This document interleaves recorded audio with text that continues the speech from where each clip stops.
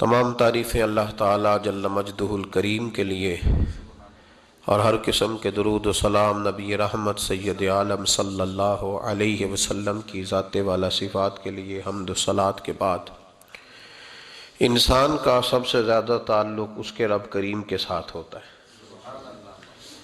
اللہ تبارک و تعالیٰ کی طرف سے اسے نعمتیں ملتی ہیں، رب کریم کی طرف سے اس پر عطائیں ہوتی ہیں۔ اللہ کی طرف سے وہ آیا ہے اور واپس اللہ ہی کی طرف لوٹ جائے گا۔ ابتدا بھی مالک کریم کی ذات ہے اور انتہا بھی اسی رب کریم کی ذات ہے۔ انسان دنیا میں جتنے بھی پیچ و تاب کرتا ہے، جتنی بھی دنیا داری کرتا ہے اور جتنے بھی معاملات میں وہ وقت گزارتا ہے، وہ سارے عارضی ہیں، وقتی ہیں، اور بہت ساری چیزیں تو صرف اور صرف دھوکہ ہیں اور دھوکے کے سوا کچھ بھی نہیں۔ اگر اس کا یہ ذہن بن جائے کہ میں نے اپنے تعلقات کو، اپنے معاملات کو اپنے رب کے ساتھ صحیح رکھنا ہے، تو جب اللہ کے ساتھ اس کے معاملات ٹھیک ہوتے ہیں تو بندوں کے ساتھ خود بخود ہی ٹھیک ہو جاتے ہیں۔ اگر خشیت الہی پیدا ہوتی ہے، خوف خدا اسے نصیب ہو جاتا ہے، اور اگر اللہ تبارک و تعالیٰ کا قرب اسے میسر آتا ہے، اس رستے کا یہ سفر شروع کر دیتا ہے، تو بندوں کے ساتھ تو معاملات ویسے ٹھیک ہو جاتے ہیں۔ اس لیے کہ جب اللہ سے ڈرے گا، نہ دھوکہ کرے گا، نہ فریب کرے گا، نہ جھوٹ بولے گا، نہ کسی شخص کے ساتھ بددیانتی کرے گا، جب اللہ کے ساتھ اس کا تعلق ٹھیک رہے گا، اور جب یہ اپنے آپ کو آزاد سمجھے گا نا کہ میں ہوں اور میں ہی ہوں اور میں نے ہی چلنا ہے، تو پھر یہ اپنی مرضی سے معاملات کو چلائے گا تو خرابی پیدا ہوگی۔ اللہ تبارک و تعالیٰ کے ساتھ انسان کا جو رشتہ ہے، اس میں انسان کی کچھ کمزوریاں آڑے آتی ہیں، گناہ ہو جاتے ہیں، غلطیاں ہو جاتی ہیں۔ ان غلطیوں کے بعد اپنے رب کریم کے ساتھ اپنے تعلق کو مضبوط کرنے کے لیے اللہ رسول نے جو ہمیں وظیفہ دیا اس کو استغفار کہتے ہیں۔ استغفار ویسے اس کا لغوی معنی تو ڈھانپنا ہوتا ہے، یہ غفر سے بنا ہے، لیکن اس کے اصطلاحی معنی یہ ہے کہ جو گناہ انسان سے ماضی میں ہو جائیں ان سے معافی چاہنے کا نام استغفار ہے۔ کچھ لوگ توبہ اور استغفار کا لفظ اکٹھا بولتے ہیں، لیکن توبہ کا معنی ہوتا ہے آئندہ گناہ نہ کرنے کا وعدہ کرنا، اور استغفار کا معنی ہوتا ہے پچھلے گناہوں سے اللہ کے حضور معافی مانگنا۔ اگرچہ مفہوم کے لحاظ سے یہ ہم معنی ہی بنتے ہیں، لیکن ان کا جو اصطلاحی مفہوم ہے وہ یہ ہے کہ جب آپ پچھلے گناہوں سے معافی مانگ رہے ہوتے ہیں تو اس کو استغفار کہتے ہیں۔ اللہ تعالیٰ نے اس استغفار کو بڑا پسند فرمایا، بڑا پسند فرمایا، اور یہ استغفار کے جملے مالی کو اتنے پسند آئے کہ اللہ نے نبی پاک علیہ السلام کو بھی حکم دیا، کہا محبوب آپ بھی میری بارگاہ میں استغفار کریں۔ اگرچہ حضور کا استغفار اس معنی میں نہیں ہے، بلکہ نبی پاک کا استغفار تو بلندی درجات کا معاملہ ہے۔ چونکہ استغفار خود ایک عبادت ہے، تو یہ عبادت کرنے کا اللہ نے اپنے محبوب کو بھی ارشاد فرمایا۔ جب فتح مکہ ہوئی تو فرمایا اذا جاء نصر اللہ والفتح، جب اللہ کی مدد آئی تو پھر فتح نصیب ہوئی۔ وَرَأَيْتَ النَّاسَ يَدْخُلُونَ فِي دِينِ اللَّهِ أَفْوَاجًا، تو پھر آپ دیکھیں گے لوگوں کو، لوگ فوجوں کی فوجیں دین میں داخل ہو رہے ہیں۔ لوگ پہلے ایک ایک دو دو کر کے آیا کرتے تھے، تو اب فوجوں کی فوجیں آ رہی ہیں، تو یا اللہ ہم کیا کریں؟ تو رب کریم نے فرمایا محبوب فَسَبِّحْ بِحَمْدِ رَبِّكَ وَاسْتَغْفِرْ، اپنے رب کے لیے حمد کرو، تسبیح پڑھو اور استغفار کرو۔ کیا کرو؟ استغفار، معافی مانگو، اس کے حضور آہذاری کرو، استغفار کرو۔ معنی یہ ہوا کہ جب تو غلطی ہو جائے پھر بھی استغفار کرو، جب اللہ زیادہ نعمتیں دے پھر بھی پھر بھی استغفار کرو۔ ہمارے ہاں یہ ہوتا ہے کہ جب تو کوئی نقصان ہوتا ہے تو وہ اللہ کی طرف سے ہوتا ہے، نقصان ہو جائے تو کہتے ہیں اللہ کی مرضی تھی، اور فائدہ ہو جائے تو کہتے ہیں میں نے محنت ہی بڑی کی تھی، میری جد و جہد بڑی تھی۔ ایک بچہ ایک دفعہ میرے پاس کہیں انٹرویو کے لیے جا رہا تھا، تو دعا کرانے آیا، کہنے لگا میں نے وہاں جانا ہے، دعا کیجئے گا اللہ تعالیٰ کامیابی دے۔ میں نے دعا کی، کچھ اس کو پڑھنے کو بتایا، لیکن کامیاب نہ ہو سکا، لوٹ آیا۔ تو میں نے پوچھا کہ کیا بنا؟ کہنے لگا حضرت صاحب بس اللہ کی مرضی تھی، اللہ کی مرضی تھی۔ پھر ایک دفعہ گیا تو نہ کہا اللہ کی مرضی تھی، تیسری دفعہ گیا کامیاب ہو گیا۔ تو بھئی اب کیا بنا؟ کہنے لگا جی جب میں داخل ہوا تو اس نے جاتے ہی مجھ سے پوچھا سب سے پہلا سوال یہ کہ تمہیں جنرل نالج کی بھی کچھ معلومات ہے یا شعبے کے آدمی ہو؟ تو میں نے کہا جناب پوچھیے۔ تو انہوں نے پاکستان کا حدود اربہ پوچھا تو میں نے فٹافٹ بتا دیا۔ پھر انہوں نے مجھ سے پوچھا کہ یہ جو مینار پاکستان ہے اس کی تجویز کس شخص نے دی تھی؟ تو میں نے فٹافٹ اس کا بھی نام بتا دیا۔ پھر شارٹ ہینڈ کے ایک دو سوالات اس نے کیے تو وہ بھی میں نے بتا دیے، تو الحمدللہ کامیاب ہو گیا۔ میں نے کہا بیٹے جب تو ناکام ہوا تھا تو اللہ کی مرضی تھی، اور کامیاب ہوا ہے تو میں لگا دیے، اب اللہ کی مرضی کدھر گئی؟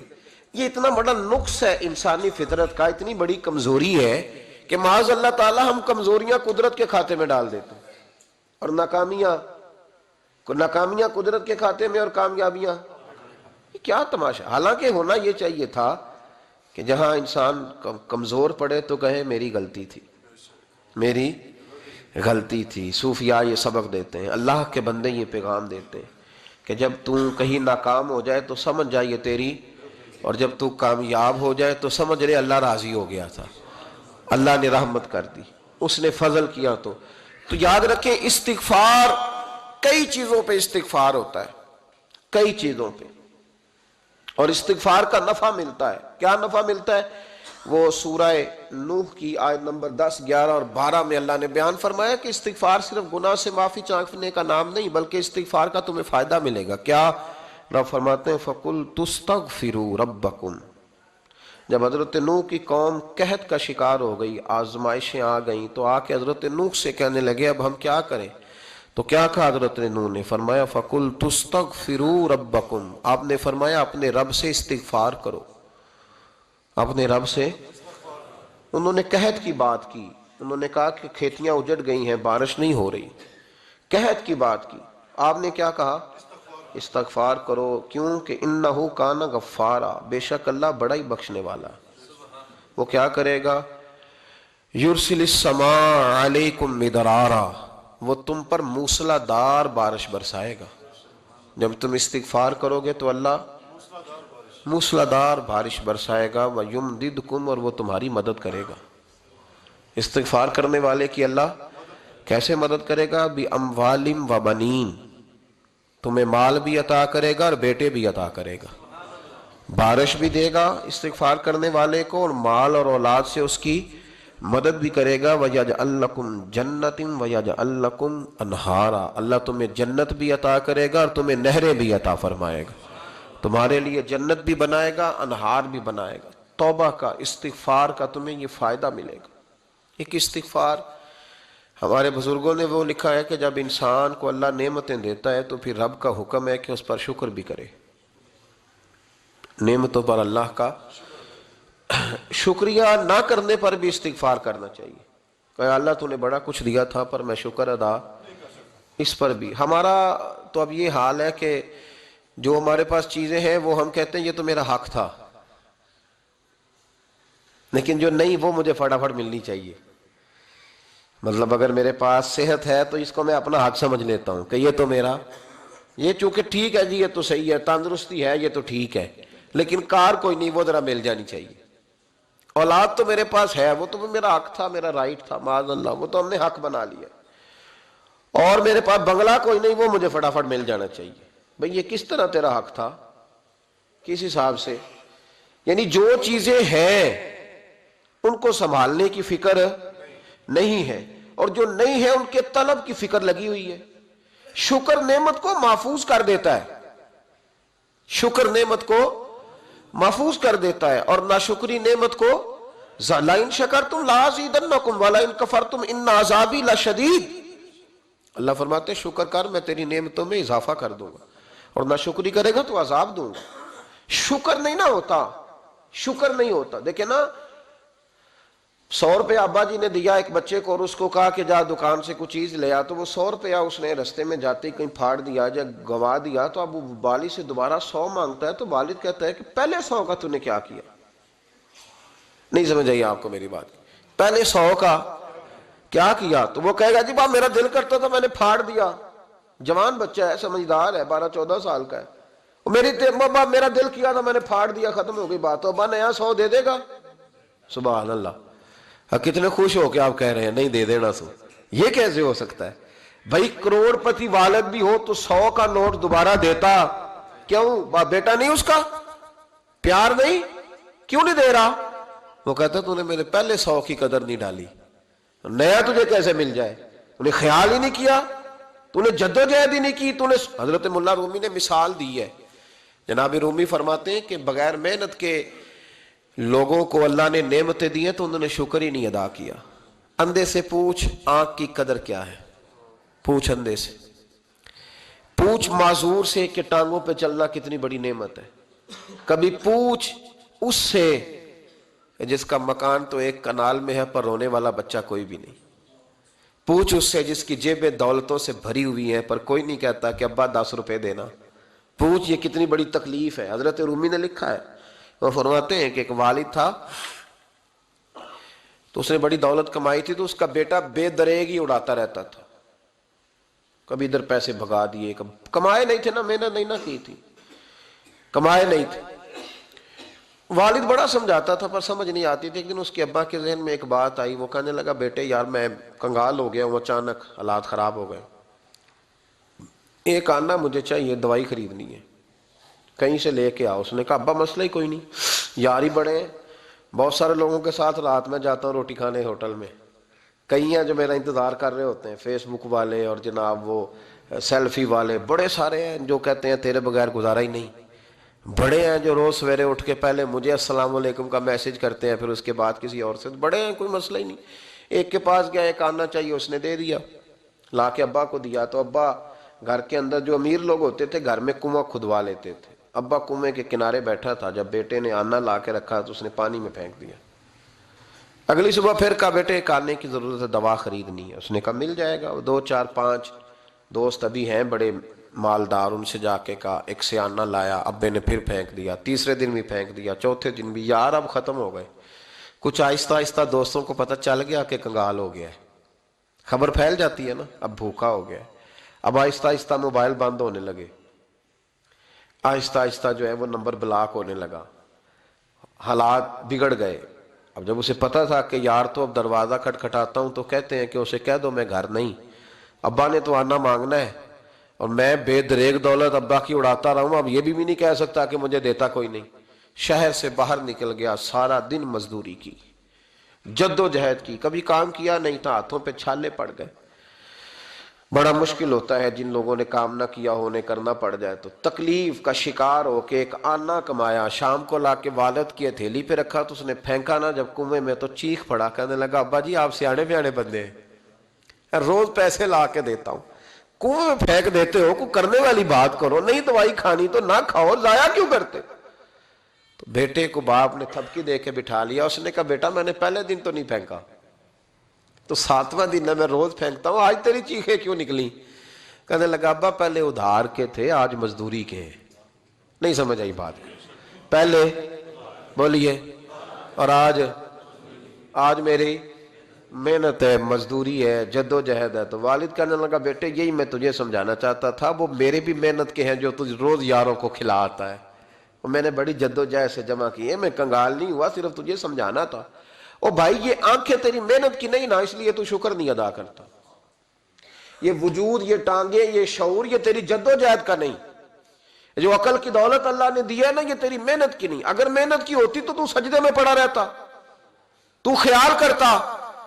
اللہ نے آنکھیں دی ہیں قرآن دیکھنے کے لیے، جب کوئی کسی گندی چیز کو دیکھتا ہے تو ناشکری کرتا ہے، جب غلط طرف اٹھاتا ہے یہ چیزیں تو ناشکری کرتا ہے۔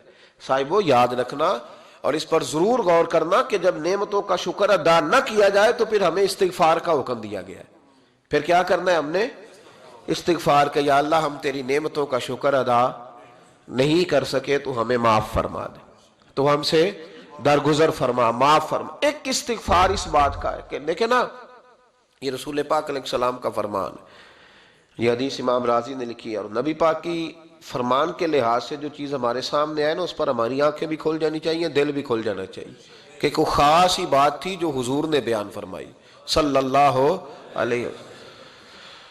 سرکار دو عالم علیہ السلام نے فرمایا ایک آدمی نے 500 سال بغیر ریاکاری کے اللہ کی عبادت کی۔ کتنے سال؟ 500 سال۔ یہ 5 سال نہیں ہوتی بغیر ریاکاری کی، تہجد پڑھنے والا جب تک 6 لوگوں کو بتانا نہ دے تہجد پڑھی ہے، اتنی دیر تو تہجد آگے بڑھتی ہی نہیں، کم از کم 6 بندوں کو پتہ ہونے چاہیے۔ اور میرے جیسے حاجی نمازیوں کا تو دل کرتا ہے کہ وظیفے پہ بندہ رکھا جائے جو تعریفیں کرے صبح و شام، حاج صاحب کی کیا بات ہے، حضرت صاحب کی وظیفہ دیں گے اس کو مہینے کا، وہ تعریف کرے کھول کے کہ آپ کی بڑی بات۔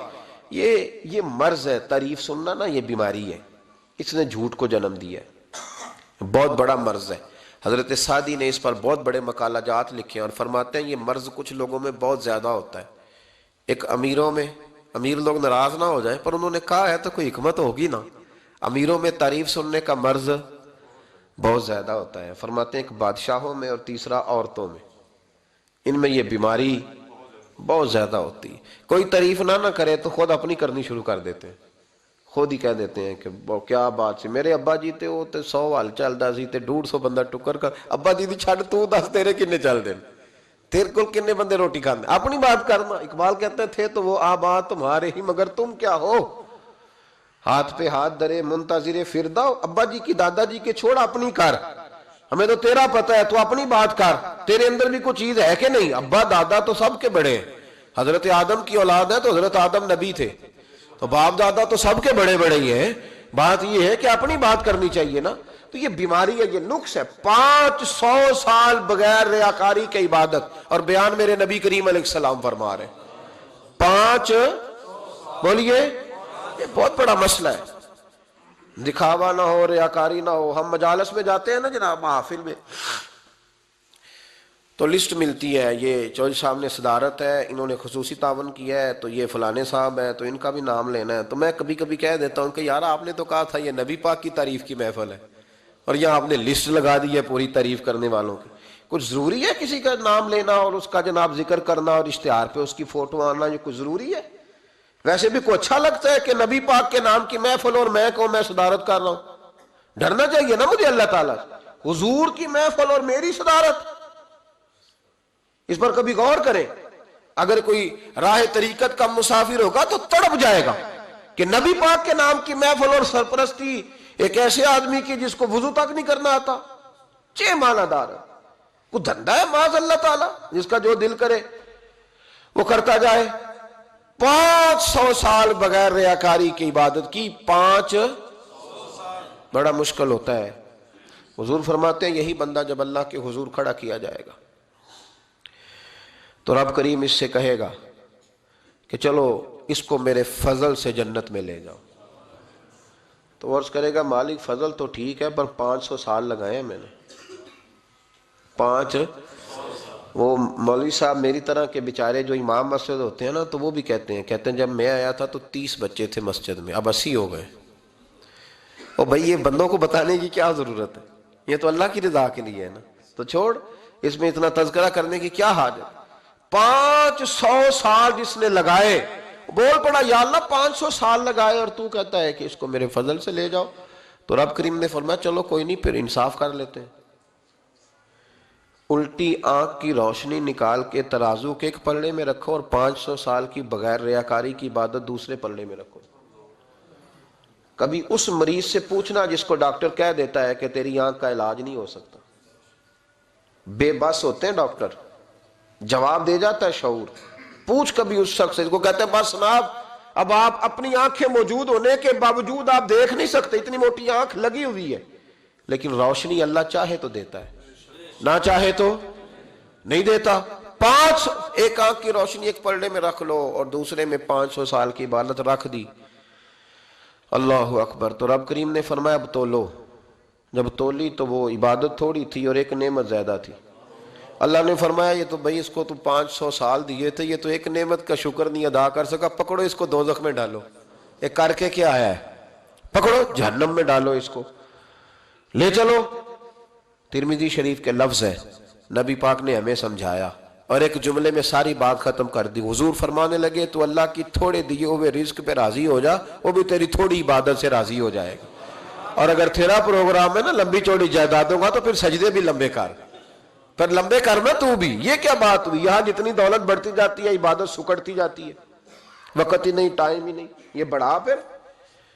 تو جب دوزخ میں جانے لگا نا تو پھر خیال آیا، تو حضور فرماتے ہیں استغفار کرنے لگا، کہنے لگا اللہ میں بھول گیا تھا، اللہ مجھے غلطی لگ گئی، استغفار کر رہا۔